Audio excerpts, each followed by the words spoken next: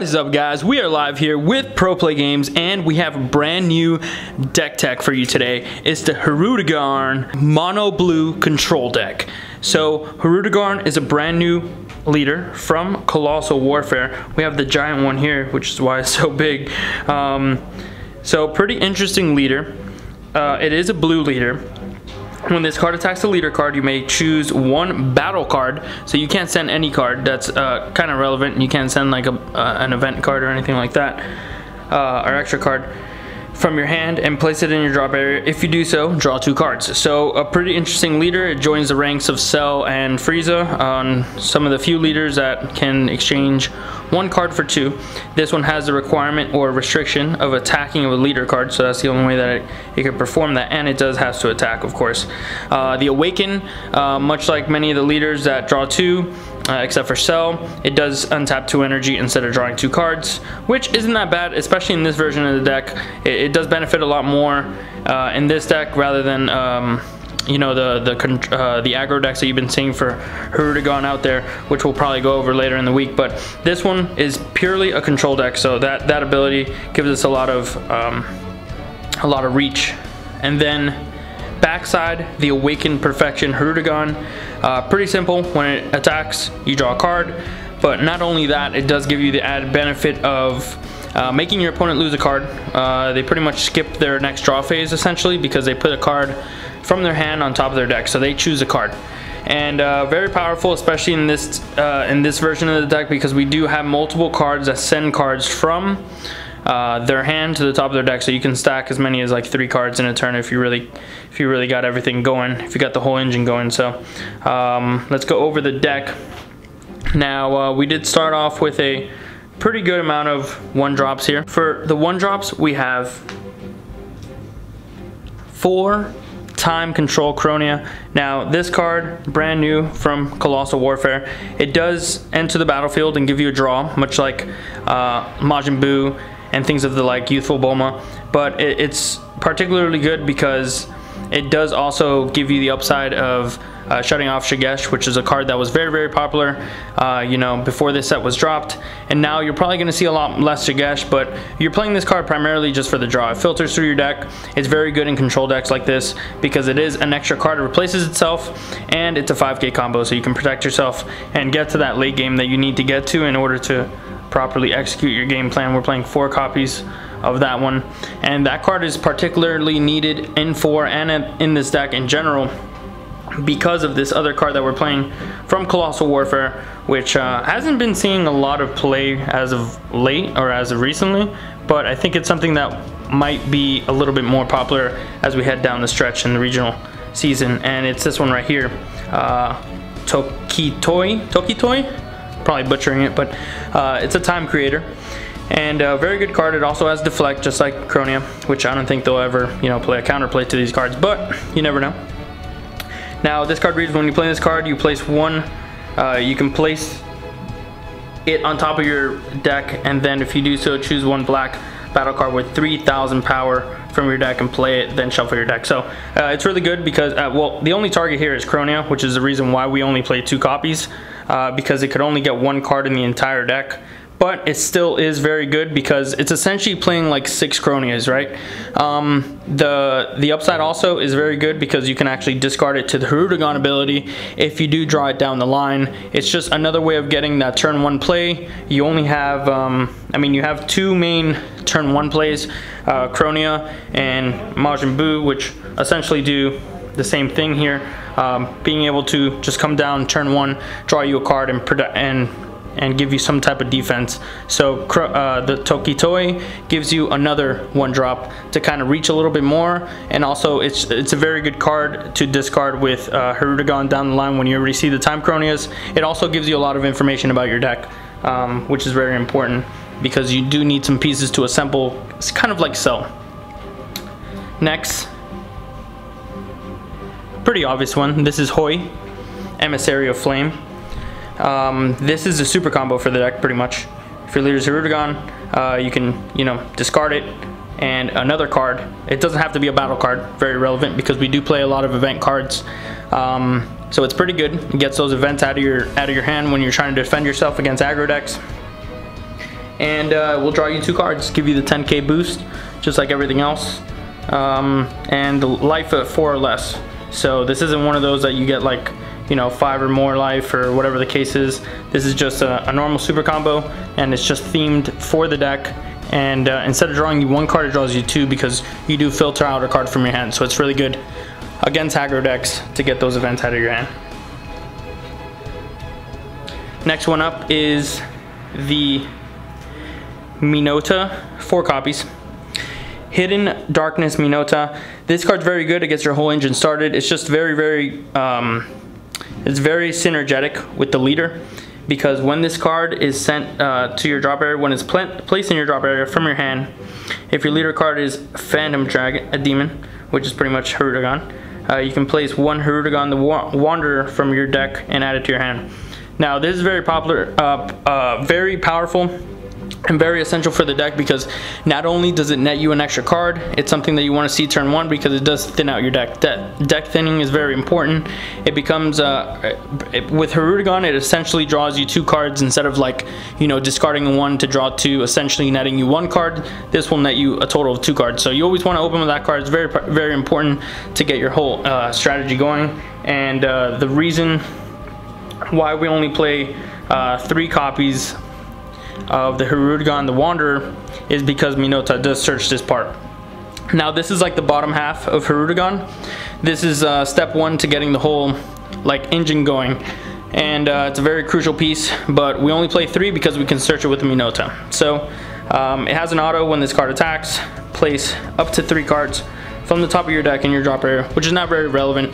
You know, it can be relevant the turn that you're trying to Union Absorb. You can, you know, like try to mill something, a Tapion or something like that, but normally you want to have the pieces set up already. So this is good if you want to go for an overrun play, like during that turn and you don't have enough cards, etc, etc. But the reason why this card is so good is because you can actually play this on turn. You can play this on turn 3. You know, turn 2 normally you want to have objection. Turn 3 you can play this and awaken and untap that energy, and then just straight go into the whole assembling. And for 3 energy, this actually gets sent to the warp along with a Tapion, which we only play 1 copy of. But you see so many cards in this deck that is very easy. And then you choose 1 Impenetrable Defense Hirudegarn from your drop or warp and play it. So very good, because Impenetrable Defense Hirudegarn is actually step 1, well, step 2 actually, to getting your win condition on board. Moving on to the next card, you need this, of course, to absorb with Hirudegarn the Wanderer. You do need a Tapion in order to send it to the warp along with the Hirudegarn the Wanderer. Hirudegarn the Wanderer has to be on board. This has to be in your drop area, so it cannot be in your warp. You normally want to hold on to this card until you have Hirudegarn the Wanderer out. Then you can send this to your drop area in order to absorb them into the Impenetrable Defense. Common mistake is sending this guy to the grave, to the drop area, and then warping your drop area, and then you don't have access to a Tapion. So this guy's good by himself. This is the only Tapion that we play. I think there's like 2 or 3 different ones, but you only need, with the amount of cards that you draw in this deck, because you have so many 1-drops that draw you cards, and your leader draws you 2, you only need 4 copies. Now this card lets you self-awaken yourself if your opponent's trying to stall you, but in this format, most people are just rushing you anyway. So when you play this card, you can choose up to 2 cards, so you can choose 1 or 2, and you can add those cards from your life to your hand. And if you do add 1 or more cards to your hand, so if you pretty much activate the ability, then you can choose up to 1 of your opponent's battle cards with energy cost 5 or less and place it on top of the owner's deck. So it's a card that, you know, can do something, but for the most part it's in this deck as a name, so that you can actually trigger the Hirudegarn and get 1 of your big boys out. And this is not the main point of the deck, but you know, this is another way of being able to pressure your opponent. Hirudegarn Impenetrable Defense Hirudegarn is step 2. Once you get this guy out, he essentially is a barrier 20k body, which is pretty decent. He also has a built-in negate ability, which reads if your opponent attacks with 1 of their cards, if your leader's, you know, Hirudegarn, you may send this card and 1 card from your hand to the warp, and if you do, negate the attack and play this card from your warp at the start of your next main phase. So start of your next main phase pretty much means after you charge your energy for the next turn. So really good card, and it's something that you just need. I mean, it's not like something overwhelming. The reason why you play the Impenetrable defense is so that you can get to the overwhelming part of your deck, which is this one up here. This one, Colossal Malice Hirudegarn. This is the main reason why you even play this whole engine. A lot of people play Hirudegarn without this engine, but I think this guy is way too insane to not play, to be honest. He has EX Evolve for 4, so he could only go over the 7-drop, the Impenetrable defense. So you can bring this out as early as turn 4 if you hit the right curve. But this card has barrier, just like the smaller version of him, and he is a 30k striker. It is single strike. That's the only not overwhelming part about this card, but he does have an auto when he comes into play. He chooses one of your opponent's battle cards and up to 1 card in their hand and places them in top of their order in any order that you like. So very powerful auto, and this auto is very good because you trigger it multiple times, and the way that you trigger this multiple times is because it does have another auto, just like the smaller version of this, the Impenetrable defense.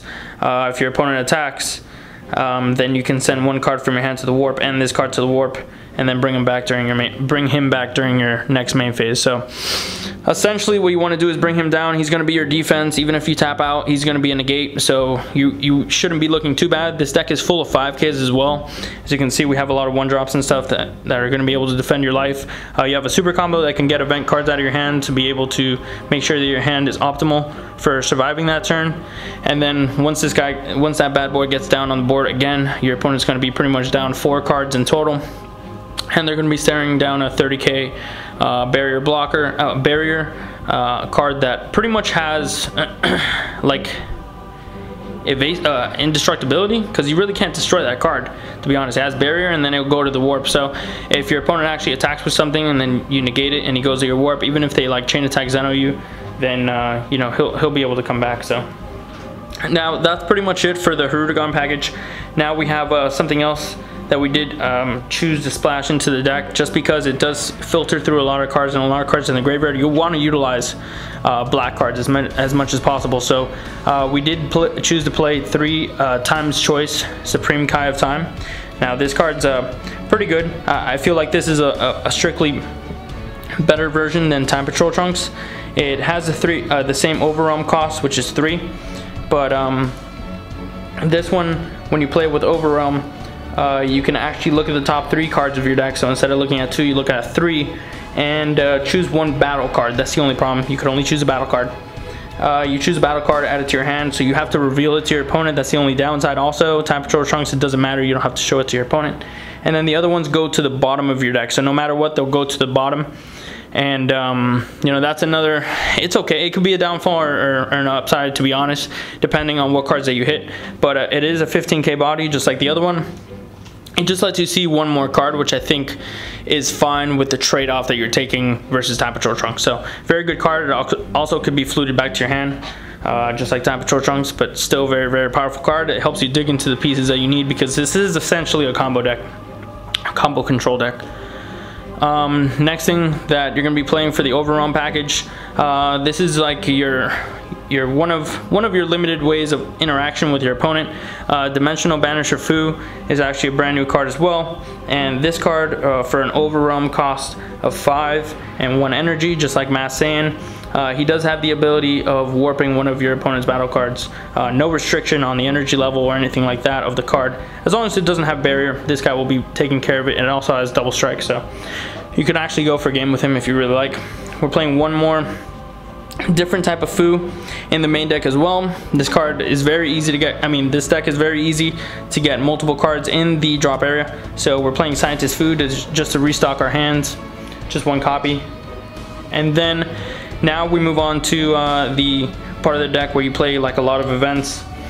And these events or extra cards are just very good in being able to facilitate what you're trying to do. So we're playing 4 of the Legendary Flute. This Legendary Flute card is very, very powerful. I'm sure a lot of you already had experience with this card. Not only is it a 0-drop extra card, but it does let you bounce back or buy back your creatures. It could also disrupt their opponent's strategy by bringing back their creatures back to their hand. So usually you use it to further your own state in getting extra cards to your hand by returning cards. Like sometimes you could return Cronoa, sometimes you could return, you know, one of your overwhelmed Time's Choice Supreme Kai of Time. You can do a lot of different things with this card. The point is that it filters itself for another card. That's all you needed to do by bouncing back one of your own cards. Not only does it guarantee you a play for next turn or later in the same turn, but it could also net you an extra card. So that's good for digging deep in the deck, which, you know, it really needs. Next is the Phantom Flame Cannon. Phantom Flame Cannon is a extra card that is very powerful with the leader, specifically Hirudegarn. Now this is an activate battle card, so it's kind of like Senzu Bean. You know, you do it where you would do it in the combo phase. It gives your leader plus 10k power, which is, it's alright. It's not the main reason why we play it, but the main reason is because you get to one of your opponent's cards from their hand pretty much goes to the top of their deck. So if you attack with your leader awakened and you play a Phantom Flame Cannon, that's already 2 cards from their hand to the top of their deck that they're gonna have to stack. So if you do that and then you also drop a Colossal Malice, you know, that's a total of 3 cards, or I'm sorry, 2 from the Colossal Malice and then 1 from here and 1 from the Phantom Flame. That's 4 cards. So it's still very powerful. It's a very powerful card that you can play, and during those turns in the early stages of the game, I don't think you play it. You just want to charge it or cycle through it with like Hoi, or if you're stuck with it when you're getting aggro down, you can always use a Hoi to send to the graveyard. But it's still a card that down towards the late part of the game, when you're really getting controlling and you have the Colossal Malice, it's extremely powerful, getting all those cards out of your opponent's hand. Finally, the 4 Objection. Everyone should be pretty familiar with this card. I think it's like one of the only cards from set 1 that we play other than Majin Buu. And this card is good because this is a control deck, so you need to get to, you know, your late game. You're not playing a leader like SS3 where you start with extra energy, and you can't play this whole Hirudegarn core with SS3, so you have to make best out of the Hirudegarn leader himself. And Objection is one of the best ways to do it. Since you are seeing a lot of extra cards and you have a lot of extra defense and cards that are going to be on board and be able to block and defend your life, Objection is a great way to kind of ramp you up. So ideally you want to get a turn 1 draw card, turn 2 Objection, you know, turn 3 Hirudegarn. That turn you can actually like unflip this and then go into Impenetrable defense, attack with it. Your opponent can attack into the Hirudegarn, but then you can negate the attack. Then next turn, starting your turn 4, you can play the Hirudegarn himself. So that's pretty much the basis of the deck. It is a control deck, so it doesn't play as fast as their other Hirudegarn decks, but this is the only build that actually can utilize the Hirudegarn. It's actually pretty good against the slower mid-rangey SS3 decks. When you play against GT and the aggro version of the Hirudegarn, that would be your toughest matchup. That's when you'll probably be able to dig into the sideboard. But for the most part, Colossal Malice, if you're going into a mid to late game, it's a card that's going to completely dominate the board. It's something that generates advantage, offense and defense for the deck. So that's pretty much the deck profile, guys. I hope you guys like it. If you have any questions or concerns, please leave them down in the comments below. We're going to be bringing you a bunch of new deck profiles throughout the week as we start playtesting this week with a lot of the PBG guys. Thank you guys again for watching the deck profile. Till next time.